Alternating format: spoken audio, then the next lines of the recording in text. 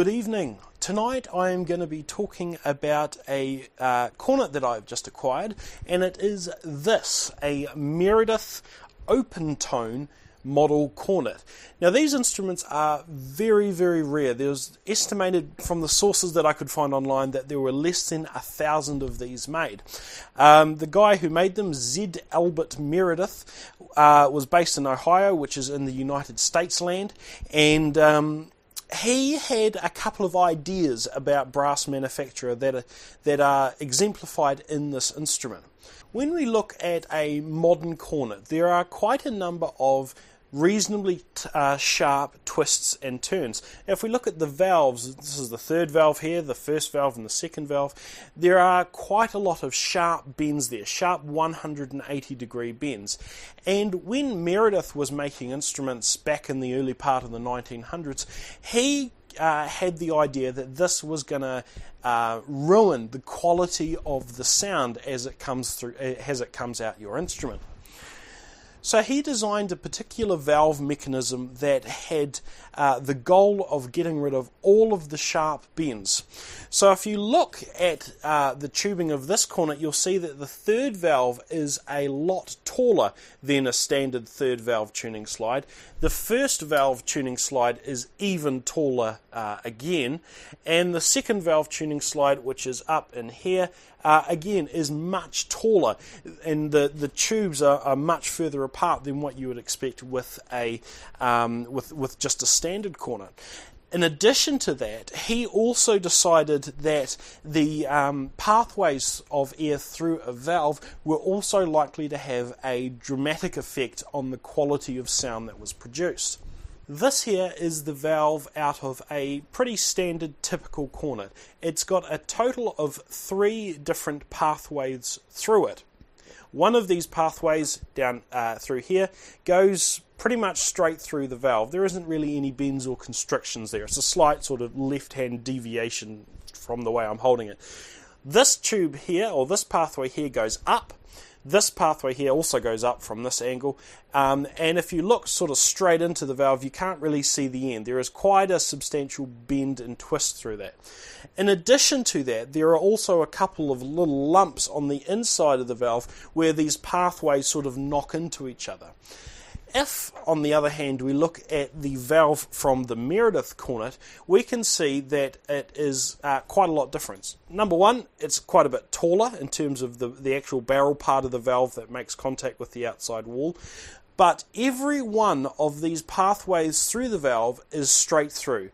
There are no pathways that go up or down or do anything other than pretty much going straight through.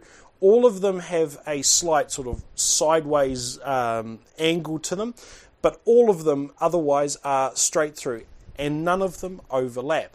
And so that's a good concept, thinking that we're going to try and reduce the amount of bends and twists and turns through the airflow.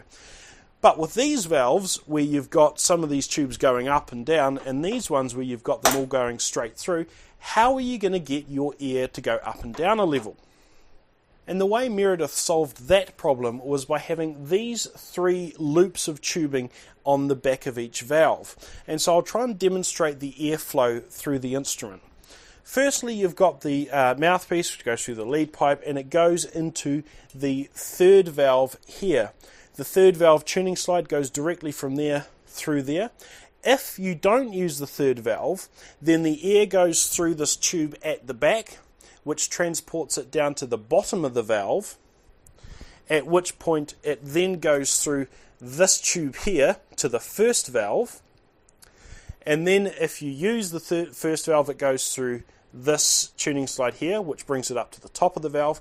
If you don't use the first valve tuning slide, then it uses this loop of tubing at the back, which also brings the airflow up to the top of the valve. It then goes through on the same level through to the second valve straight there. You've got the second valve tuning slide, which takes the air through to the bottom of the valve, or you've got this loop at the back, which takes the air to the bottom of the valve.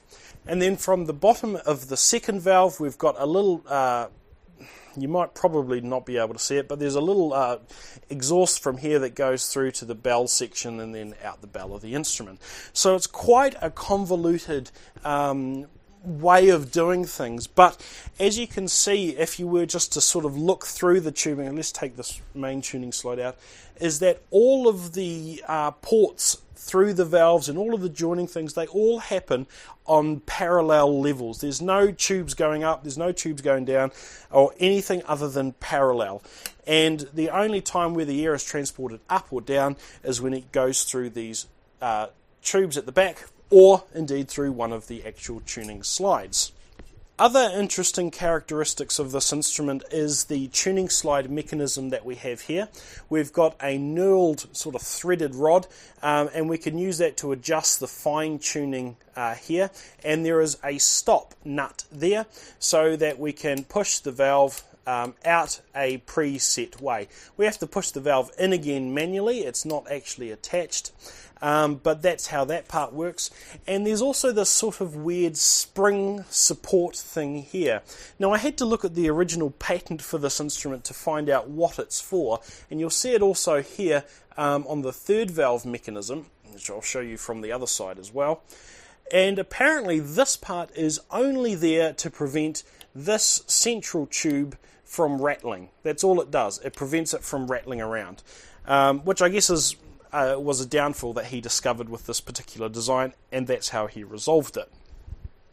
This instrument also comes with an optional tuning slide rotary valve that you can put in place here, and that will change the instrument from the key of B flat into the key of A just by twisting the rotary valve. Now you know all about this instrument. What is it actually like to play? Does it achieve any of the goals that it sets out to achieve? Certainly if you try to play this instrument and compare it to a modern day professional grade cornet, then the modern day professional cornet is just far superior in every way. Well, practically every way. Whereas if you compare this to actual cornets of the day, you'll find that the intonation on this cornet is much better. There isn't quite as much resistance through the instrument, and it is actually quite a nice instrument to play. Even now, for anything up to an intermediate level player, you could use this as your daily driver if you really wanted to.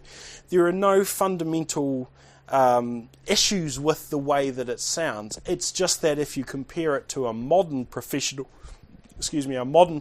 grade cornet, it has still a little bit more resistance despite the ingenuity of this particular mechanism. The last thing I want to mention with this instrument is that the valves themselves have a lot of surface area, a lot of contact area with the barrel of the valve. And even though the valves are perfectly fast and the action is there's nothing wrong with the action, there's a certain amount of not looseness but indecision with the way that the valves articulate. If I get a normal cornet, then it's the action is very precise and very accurate, whereas with this it's just a little bit less well defined, sort of an intangible thing, and something I can not really intangible, it's something that I'm not really able to accurately articulate the differences in feel. It's sort of something that you have to sort of get and feel for yourself, but it is something that I notice when playing the instrument myself. So I guess now what you want to do is hear me play this instrument. I don't have an original mouthpiece for this cornet, but I do have a mouthpiece of that period, unlike the Dennis Wick mouthpiece that I've got at the moment. So I'll put that in and play a little something for your enjoyment.